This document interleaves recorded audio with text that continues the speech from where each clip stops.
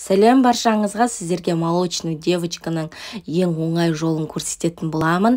Менімен бірге соңына дейін қараңыздар. Видеоның астында толық рецептің жазылған.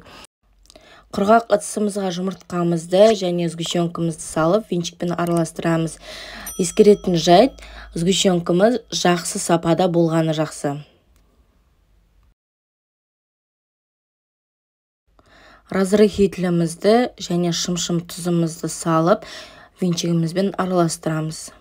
Одан кейін ситодан өткізілген ұнымызды үстіне себеміз. Ұнымызды сепкеннен кейін венчикпен жақсылап араластырамыз. Одан кейін ерітілген сармайымызды үстіне құйып, жақсылап тұрып венчикпен барлығын араластырып шығамыз. Бірдей масса болу керек.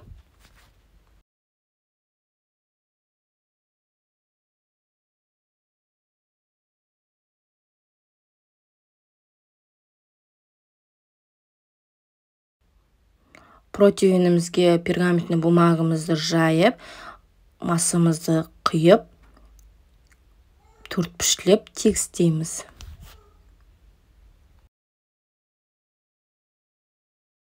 Алдын ала пешімізді қыздырып, 180 градуста 7 минут пісіріп аламыз.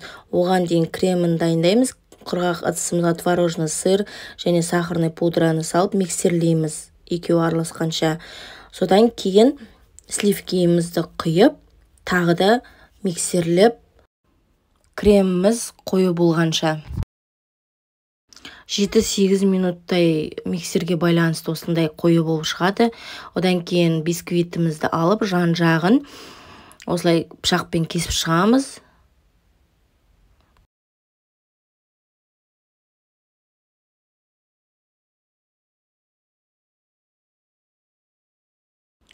Бисквитімізді төңкеріп, ортасынан төртбұрышты қылдырып, кесіп шығамыз.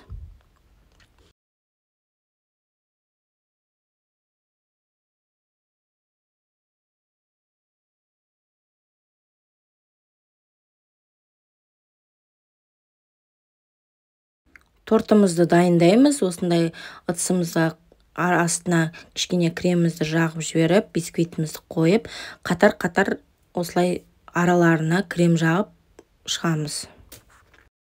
Жаңаға кесілген коржымызды блендерден өткізіп, осылай жан-жағына әсемдеуге болады. Үстіне өздеріңіздің қалауларыңызша құлпынай немесе мен сияқты кокосовый стружканы қоюға болады. Сіздер жасап көріңіздер, ас болсын, сау болыңыздар.